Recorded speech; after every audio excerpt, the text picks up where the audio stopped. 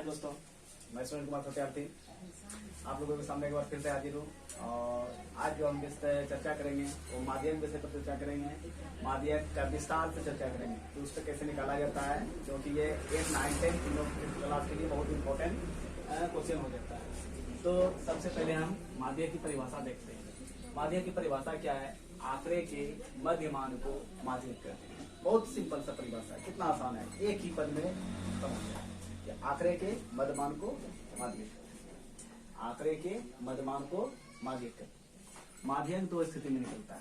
माध्यक निकालने के लिए मेरे पास दो स्थिति है। कौन कौन है? एक सम संख्या के लिए, एक विषम संख्या के लिए। माध्यक दो स्थिति, एक सम संख्या के लिए, एक विषम संख्या के लिए। तो सम संख्या के लिए पहले माध्यक हम देखते हैं। सम संख्या के लिए माध्यक का सूत्र होता है हाफ इंटू n/2 मापर प्लस n/2 प्लस 1 मापर। हाफ इंटू n/2 मापर प्लस n/2 प्लस 1 मापर। अब इसका एक एग्जाम्पल ले लेते हैं। आंकड़े 4, 6, 8, 5, 3, 2 का माध्यक ज्ञात कीजिए। आंकड़े 4, 6, 8, 5, 3, 2 का माध्यक ज्ञात कीजिए। देखो बच्चों, सबसे पहले इसको देखो, नोट में यहाँ लिखा दिए हैं। ये आंकड़े का माध्य निकालने के लिए पहले हम आंकड़े को जो है आरोही या अवरोही क्रम में कन्वर्ट कर लेंगे। तो यहाँ पर मेरा ये आंकड़ा दिया गया है, ये आंकड़ा है। इस आंकड़े को हम आरोही क्रम में यानी बढ़ते हुए क्रम में इसको सजा लेंगे। 2, 3, 4, 5, 6, 8। अब यहाँ पे इसको गिनती करेंगे 1, 2, 3, 4, 5, 6।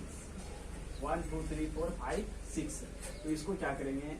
6 लिख देंगे। अब यहाँ पे हम चेक करेंगे 6 सम संख्या है अथवा विषम संख्या। 6 सम संख्या है अथवा विषम संख्या।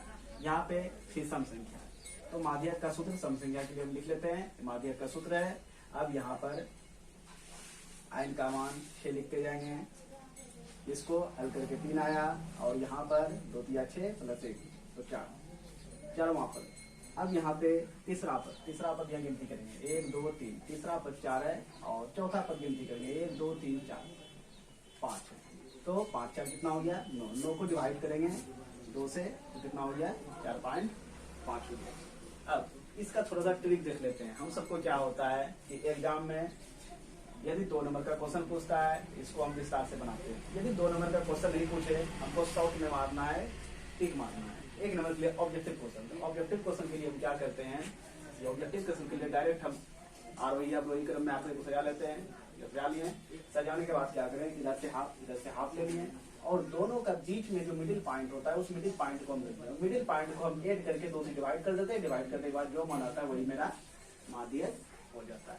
यानी यहाँ पर देख लो, इसी को हम यहाँ बनाए हैं कि ये दोनों मान इक्वल है। तो इस तरह से आप ये बना सकते हैं। हाँ, ये सिर्फ ऑब्जेक्टिव के लिए, सब्जेक्टिव के लिए ये क्वेश्चन नहीं है। अब पहला स्थिति हम देख लिए सम संख्या के लिए माध्यक। तो पहला स्थिति सम संख्या के लिए माध्यक तो निकल के तैयार हो गया। इतना इसको हम देख लिए। इस पर कोई भी सवाल तुम्हारा बन जाएगा। और विषम संख्या के लिए माध्यक, विषम संख्या के लिए माध्यक कैसे निकालेंगे? तो माध्यक का यहाँ सूत्र होता है n+1/2 वहां पर, n+1/2 वहां पर। ये विषम संख्या के लिए तुम्हारा माध्यक का सूत्र। अब इसका एग्जाम्पल लिख लेते हैं। आंकड़े 7, 5, 3, 8, 4 का माध्यक ज्ञात कीजिए। आंकड़े 7, 5, 3, 8, 4 का माध्यक ज्ञात कीजिए। अब यहाँ पे 3, इसको आरोही क्रम में पहले हम कन्वर्ट कर लेते हैं। तो आरोही क्रम में कन्वर्ट करने के बाद मेरा आंकड़ा ये हो जाता है। और इस आंकड़ा को हम नंबरिंग कर लेते हैं। नंबरिंग करने के बाद पता चलता है कि इसमें 5 डिजिट है। तो 5 डिजिट है, तो 5 डिजिट ये सम संख्या है या विषम संख्या है। तो सबसे पहले इसको हमको चेक करना पड़ता है। तो यहाँ पे 5 डिजिट ये मेरा विषम संख्या है। तो विषम के लिए माध्यक का सूत्र हम जो होता है वो लिख लेते हैं। और उसके बाद 5 n का मान या n का मान 5 है, 6 वहाँ पर 2 वहाँ पद, यानी ये हल करके 3वां पद हो गया। और 3वां पद यहाँ हम गिनती कर लेते हैं 1, 2, 3। 3 नंबर पे कितना है? 5। अब इसका हम थोड़ा ट्रिक देख लेते हैं। जैसे इसका भी हम ट्रिक देख लिए थे, उसी प्रकार इसका भी हम ट्रिक को देख लेते हैं। ये ट्रिक क्या कहता है कि पहले आंकड़े को आरोही या अवरोही क्रम में जिसमें भी हम सजाए हैं उस आंकड़े को नीचे हम लिख लेते हैं और फिर जिस प्रकार से यहाँ पे दोनों ओर मिडिल पॉइंट को हम लिए थे यहाँ पर उसी प्रकार से इसको भी दोनों ओर से मिडिल पॉइंट को हम ले लेंगे और मिडिल पॉइंट ही जो बचेगा वही तुम्हारा माध्यक हो गया। यही तुम्हारा था माध्यक का सारांश। अब इसमें थोड़ा सा हम बहुलक ले लेते हैं। ये माध्यक हो गया।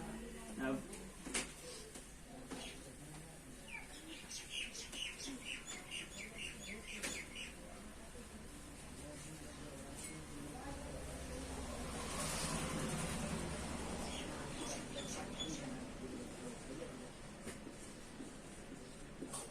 बहुलक, बहुलक का परिभाषा देखो क्या होता है। बहुलक बहुत आसान है। आंकड़े में सबसे अधिक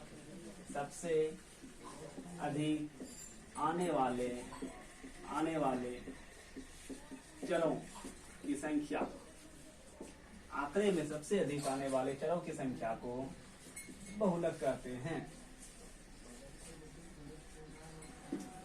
आंकड़े में सबसे अधिक आने वाली चरों की संख्या को बहुलक कहते हैं। अब देखो बहुलक, हम इसमें एग्जांपल लेते हैं। जैसे आंकड़े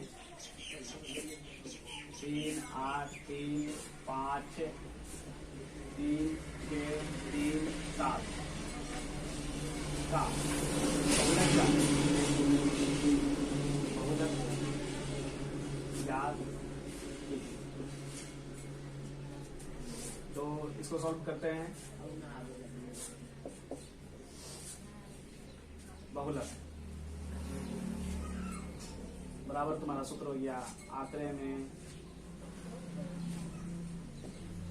सबसे अधिक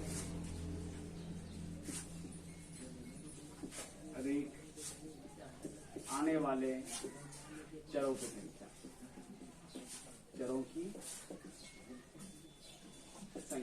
देखो सबसे अधिक कौन आया है? 3, 3, 3, 3 कितना बार दिख रहा है? 1, 2, 3, 4। तुम्हारा बहुलक हो गया 3। देखो बहुत ही दिखा।